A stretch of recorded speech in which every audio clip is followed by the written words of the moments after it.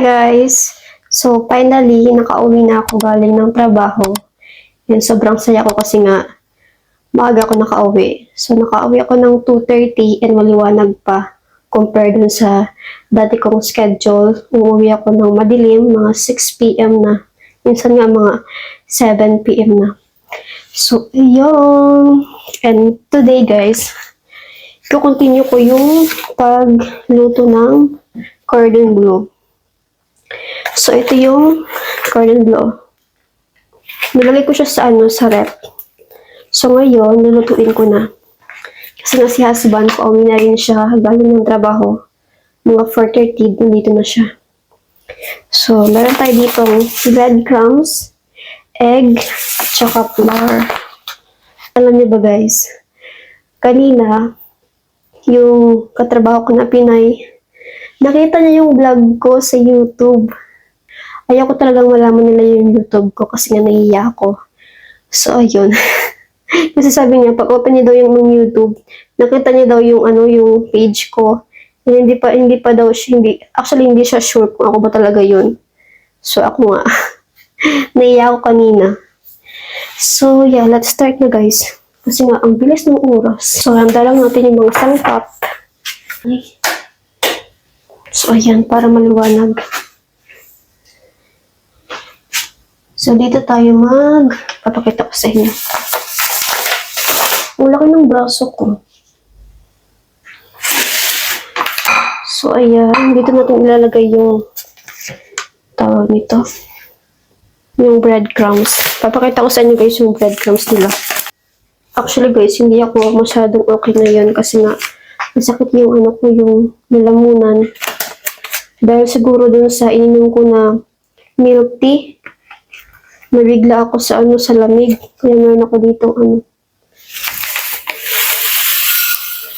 Kakaiba yung breadcrumbs nila. Look at that. Para siyang yung pagkain ng manok. Kakaiba. So, ito siya closer look.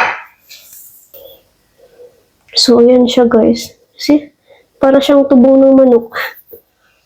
And then, separate na plato para sa egg at saka sa flour. So, sana magustuhan ni husband ko. Kasi alam niyo guys, ito yung unang beses na titikman ni husband. Itong recipe na to. Chicken cordon bleu. Matrabaho din kasi itong paggawa. Kahapon, hindi ko siya natapos kasi nga hindi naman nagutom si husband. Tapos ako, busog na rin ako dun sa kinain namin na pelmeni. So, yun lang yung kinain namin. Hanggang kinagabihan. So, malagay tayo ng paminta. Para mayroong and ito, nor cubes. So, parang kulang pa yung flour.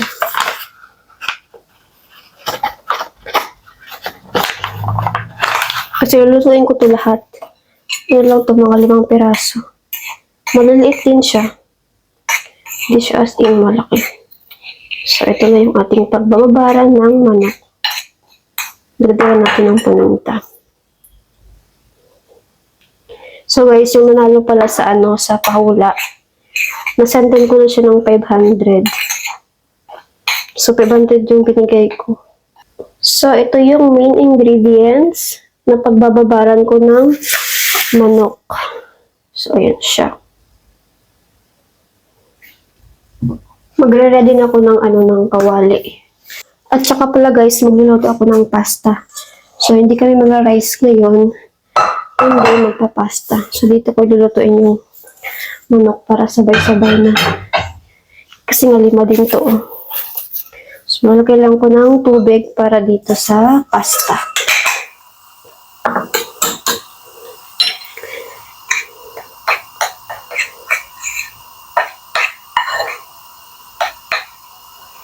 So ready na yan.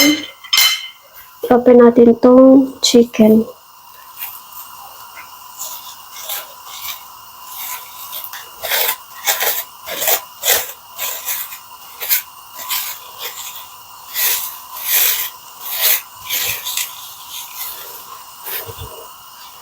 So, ito, ilagay muna natin sa harina.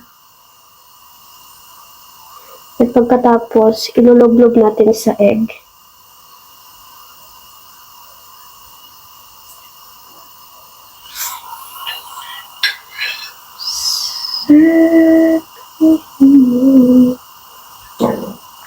Malinis guys yung kamay ko ha.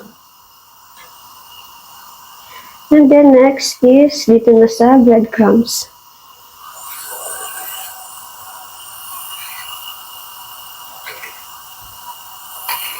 Maganda to i-deep fry para maganda talaga yung kalabasan. Kasi wala kaming deep fry.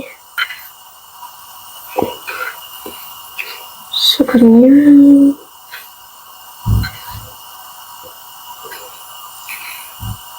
Guys, habang kinukot ko yung chicken is pag-usapan natin yung ano ba yung pinagkakalustusan namin dito sa Netherlands. Yung cost of living, gaano ba kumahal dito sa Netherlands. So, dito guys sa Netherlands, yung binabayaran namin is, since meron na kami sasakyan, nababayad kami ng road tax, which is, 150 euro. Tapos, sa insurance naman, car insurance, bayad kami ng 75 a month. And then, about naman sa rent, sa bahay, yung binabayaran namin is 1,100, which is nasabi ko na sa another vlog. Ang mahal guys. Tapos, next naman is sa aming insurance. So, meron kaming insurance bawat isa. So, yung insurance na binabayaran namin is naghahalagang 150 euro a month. So, tapos yung sahod, kapag sumahod ka, iakaltas na nila yung yung insurance. At saka, yung sa tax naman, ang mahal. Yung akin guys, hindi siya umaabot ng 100 yung tax ko. Pero yung kay husband guys, ang mahal. Minsan yung tax na binabayaran niya, 2,000. Mas mababa na yung 1,500 a month yung tax. Grabe mo. Yung sahod niya mas babawasan ng 1,500. Kalahati na sa sahod ko. Napupunta lang dun sa tax. Mahal. Kumukulo na guys yung tubig ng para sa pasta. Nilagay ko itong pasta.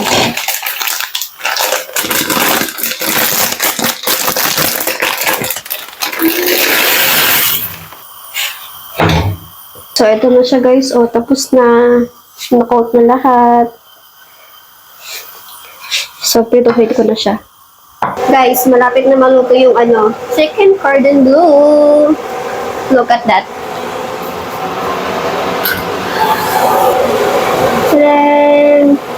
And naluto na yung pasta. Look guys, luto na. Ang ganda.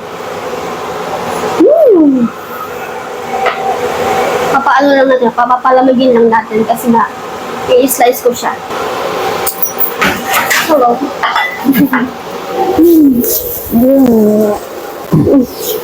So, where's the chicken? Maybe we're gonna go check. Okay.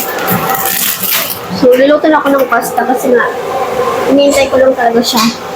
Kasi itong vegetable.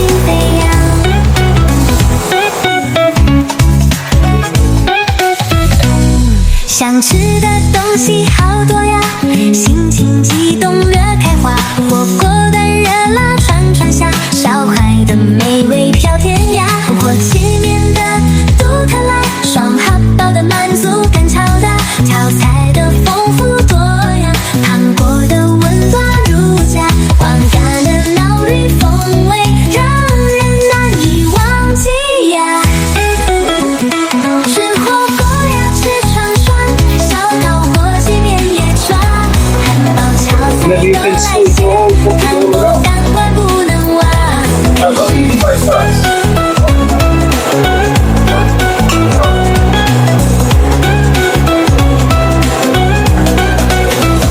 吃火锅呀，吃串串，小桃火鸡面也抓，汉堡炒菜都来些，韩国感官不能忘。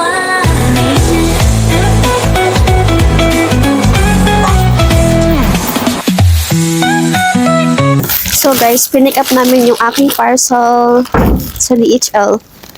In-order ko to sa Timo. Tapos ulit umuulan. Didiretso din kami sa sa store kasi bibili si husband ng bread para baon niya bukas. Kasi magstay na naman siya sa truck ng 2 days. Ayan guys, yung mga bread. Napay nila. Yeah, brown. This one brown. What is good brown? But this one ay yung ano, yung tinapay kasi nila is ano, matigas yung dilid. This one is nice. You want that? Yeah.